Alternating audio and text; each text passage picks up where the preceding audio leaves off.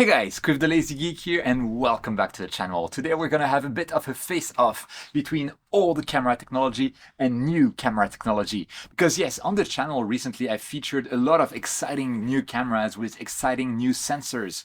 Like I featured cameras from Tech with the IMX585 sensor and the IMX662 sensor. I featured a QHY camera with the IMX715 sensor, if I remember correctly. So many sensors, and it's true, sensor tech has gone a long way. It's getting better and better, and it's really amazing what we're able to do with the current generation of cameras.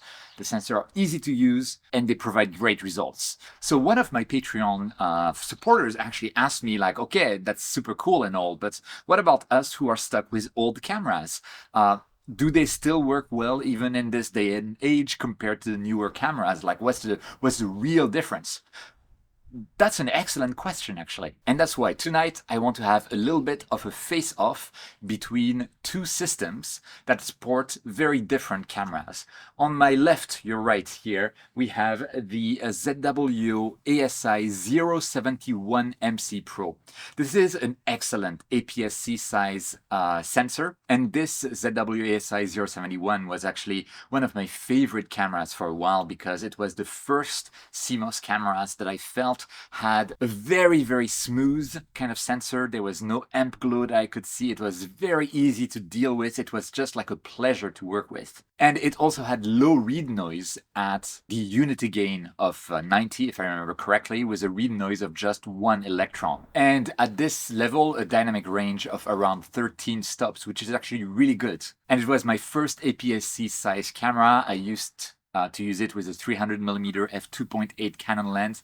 It was amazing and I loved it. It also has pretty large pixels. I believe they're like 4.78 micrometers, something like that in terms of size. So large pixels, which do make it a bit easy to undersample on this camera.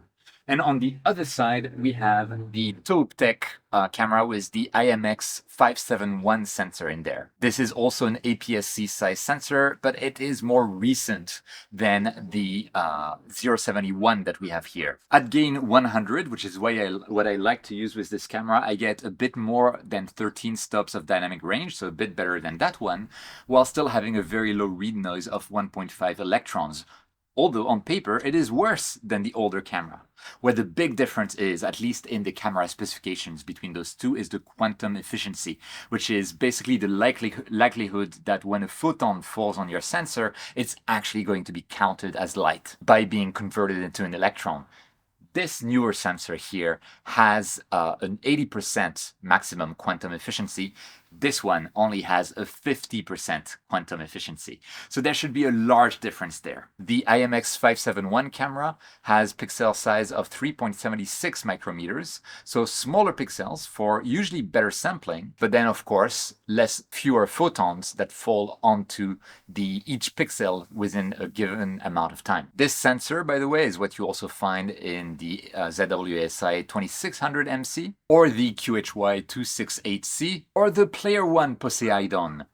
So many cameras and camera makers are available. This is really cool. So what is the plan to compare those two cameras against one another? Well, we are going to use those two setups that are fairly close in specifications. I'll go into details in a moment and point those two setups at the same time towards the M31 Galaxy, the Andromeda Galaxy, and see what comes out of it. Basically compare the results between the two. And because we'll be using the setups in parallel, we'll be taking the images of Andromeda Galaxy at exactly the same time, with the same sky conditions, with the same light pollution conditions, with everything the same except the telescopes, because unfortunately I do not own two Red Cats or two ASCAR-Vs to have a completely apples to apples comparison. By the way, all of the equipment I'll put links down in the description so you can have a look at what is exactly being used in each. But let's have a look one by one at each of those two setups to see how they work, what are the differences between the two, and how they are arranged.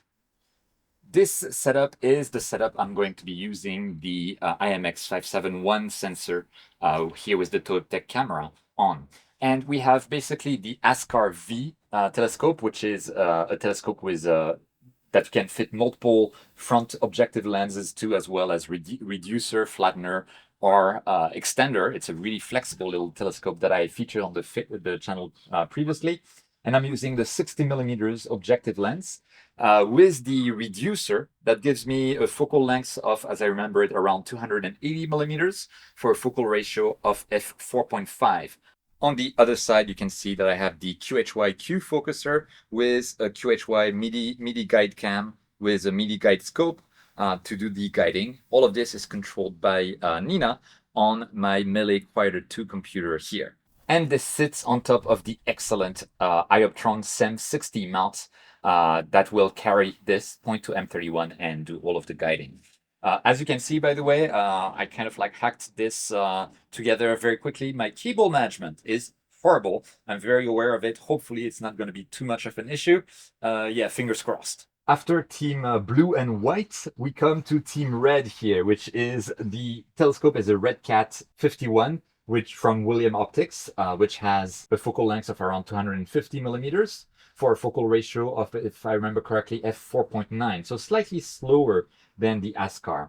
It's paired together with an EAF focuser, which is, by the way, standing on a 3D printed adapter that I featured on the channel. And that 3D printed adapter with the belt and the tensioner on the other side holds up the EAF. It holds up a mini guide scope and a ZW guide camera. And it also holds up a ZW ASI Air Mini, I think is the name, which is going to be controlling everything because this setup is all ZW, all red. This autofocusing 3D printed adapter, by the way, works really, really well. And you've noticed that we also have like cable organizers. They're fit on the camera and on the ASI Air Mini. There's others available for like the normal size ASI Air Plus, Pro, etc. And different size ZW cameras. And those 3D printed adapters are made by one of my Patreon supporters as well.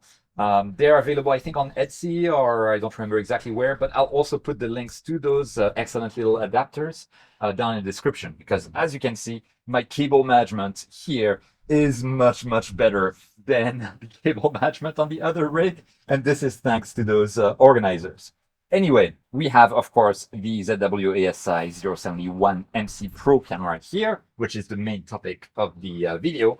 And this is all sitting on my excellent ZW AM5 mount that I really like. I've reviewed pretty much all of this equipment on the channel before, but this is a really nice looking setup. And with that, the stage is set. We have the blue and white modern equipment here against the red equipment that has an older camera sensor, and I will be pointing them on the Andromeda Galaxy tonight because the skies are blue, which is awesome. And once this is done, I'll see you inside so we can compare the results. And so we can see whether the newer generation of sensors is actually really better than the older generation of sensors. One of the things to notice is that the focal ratio on this telescope is better than the focal ratio on the Red Cat, which theoretically gives the advantage to the newer sensor, but at the same time, the newer sensor has smaller pixels, so gets fewer photons per pixel per unit of time compared to the older sensor. So it's really, I'm doing my best to have like somewhat of an apples to apples comparison. This is not a perfect test, please be aware of this, and let me know what you think of this setup down in the comments. While you're going there, you can click the like button, you can subscribe to the channel, in which case welcome, and if you want to support the channel, you can join my Patreon, join the channel as a member, or even simply enough, if you're planning on doing a purchase on Amazon or on Agena Astro or on Highpoint Scientific, you can use my links in the description. It really helps me out and keeps the channel going.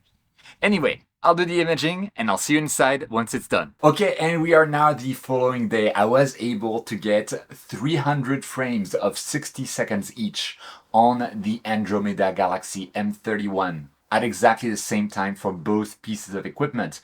Now, just as a reminder, the older sensor camera has larger pixels. They're actually, in terms of surface area, roughly 1.6 times larger than the pixels of the newer camera sensor. This means that the old camera sensor in terms of per pixel signal to noise ratio has a distinct advantage, but to counteract that, the optical rigs were different, and specifically the new sensor optical rig was roughly 1.7 times faster than the old sensor optical rig via the focal ratio. So overall, we are trying our best to compare apples to apples by imaging at exactly the same time with similar speed rigs, but it's not obviously perfect. There was another difference as well. The new sensor rig used Nina to control it, and the old sensor rig used the ASI Air to control it, and Nina is much more efficient than the ASI Air in terms of reducing the frame-to-frame amount of lost time. So after Nina had finished taking 300 frames of 1 minute each, I had to wait another 30 minutes for the ASI Air rig with the old sensor to finish taking the 300 frames of 1 minute. So that's like some differences between like the state of imaging throughout the night of those two rigs. And another difference was that it was quite windy, and that tended to favor actually the old camera rig, which showed much better guiding throughout the night compared to the new camera sensor rig. I think it has a lot to do with the cable management, which was really pretty with those 3D printed cable organizers on the old sensor rig compared to like the really hack job that I had done on the new sensor rig. So that's on me. But at least it's good to see that apparently cable management does have its uses. And obviously on both, I double checked the autofocus runs. They were perfect on both. So the Q focuser with the new sensor, the ZWEF together with the 3D printed belt drive system on the old sensor, they both work perfectly, no problem whatsoever. Anyway, now that you know the caveouts and like where we had differences between the two rigs, let's look at the results on my screen right now. And on the left hand side, you can see the results with the new sensor, the IMX571. On the right hand side, you can see the result with the old sensor, the IMX071. Both of those images have been color calibrated using SPCC process in PixInsight, and they've had their background extracted, as well as an auto stretch done, but nothing more. Now, obviously, like just at first glance, there doesn't seem to be such a difference between the two images.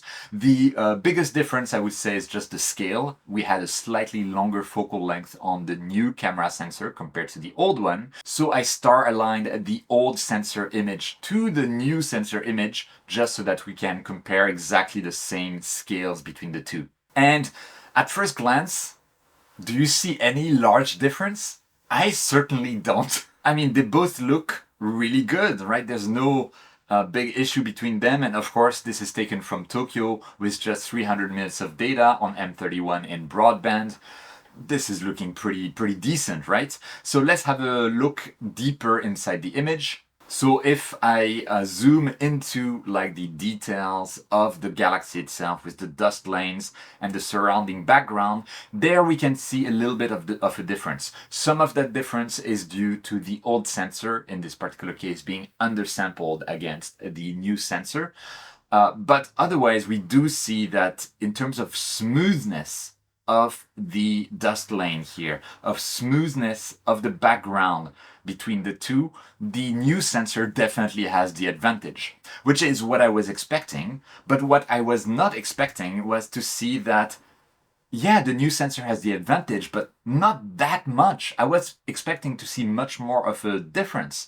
And this is kind of like subverting my expectations. I made this video like basically thinking that the new sensor tech would be trouncing the old sensor tech. But that doesn't seem to be the case. I mean, there is a difference, especially in the background, but it's not that significant. Now, the difference is a bit more visible once I go into the low signal to noise ratio areas towards the bottom left of the galaxy as we saw it. So we still have those dust lanes streaming through, and then we have much more sky background, and we have a much more of a transition between the And again, we can see that the newer sensor is a bit smoother than the older sensor, just like as expected. But let's also remember the older sensor is undersampled. So any like noise is actually occurring on bigger pixels. And so by default will look worse. And again, this is a case where I was expecting to see much more of a difference, but there simply isn't as much as I expected. And if we go to the companion galaxy here, we see the same thing. So especially the faint nebulosity around the companion galaxy is definitely noisier and less smooth on the old sensor than the new sensor. But this is really if you're pixel peeping or if you are cropping into your image. If I go back to the initial zoom version, I'd be hard pressed to know which is which if I didn't know in advance. And so what I did is I actually processed both of those images using a very similar workflow between the two. And so now that we've seen with the image having pretty much no processing, I also processed both images on the old sensor and the new sensor. And here is the result. So I'm not saying which is which. They're the same scale, they're the same everything. Can you tell me which is the old, which is the new without zooming in? It's honestly, yes, I can tell actually. But it's not that obvious, right? And when you think about it, if you look at the ZW cameras lineup, the new sensor, which is the one on the left still actually, and the old sensor, the one on the right. The new sensor is the ASI 2600 MC Pro, and I believe it retails for around $1,700 US. The one on the right is the ZW ASI 071 MC Pro. And as far as I can tell, it might still be for sale. I'm not completely sure, but the price that's on the ZW website is $1,200 US, so $500 cheaper. And even if you compare it to my own version of that IMX571 sensor, which is the TaupeTech brand, which retails for around $1,500 US, there's still something like a $300 US difference between the two cameras. So is this amount of difference worth it? Worth the price difference? I don't know, but I found it really interesting to see that I didn't see as much difference as I expected to see between the two cameras. And in the end, while processing, I had just as much fun with the old sensor as I did with the new sensor camera. Like, impressed. I'm impressed. Sensor tech has gone better and better, but even older sensor tech with that on paper abysmal 50% quantum efficiency really holds its own even now. And I know there's still like a lot of people that are using their 1600 MC cameras and MM cameras and having a lot of fun with them, even though it's really old sensor tech by now. And they don't care because they still get great images. And really that's the moral of the story. In the end, it's all about the images. Sure, newer sensors are objectively better, but you can also get great results with older sensors still. And that is something that is worth remembering from time to time. It's not always a good thing to be hunting and chasing for the latest tech. Although it is always a good thing to subscribe to my channel or join my Patreon or become a member because you guys make the channel possible. You will also get 30% more clear skies, guaranteed. And if you're ever wanting to buy something on Amazon, anything from Agena, Astro, or from High Point Scientific, you can use the links in the description to support the channel at no cost to yourself, and you will gain 3 clear nights in a row if you do so. Guaranteed. But more than all of that, what do you think of this? What do you think of this battle, which is not quite apples to apples, but still quite interesting, I thought, between this old sensor and the new sensor? Let us know down in the comments. Have you done such comparisons as well? What were your results? Again, let us know down in the comments. Don't forget to like the video. It truly, really helps the channel out and it helps the YouTube algorithm notice my videos. And of course, if you're wondering about any of the equipment that I'm using in these videos, you can look down in the description and have a look. But more important than all of that, thank you so much for watching. Don't forget whenever you can to look up at the stars, and I'll see you next time.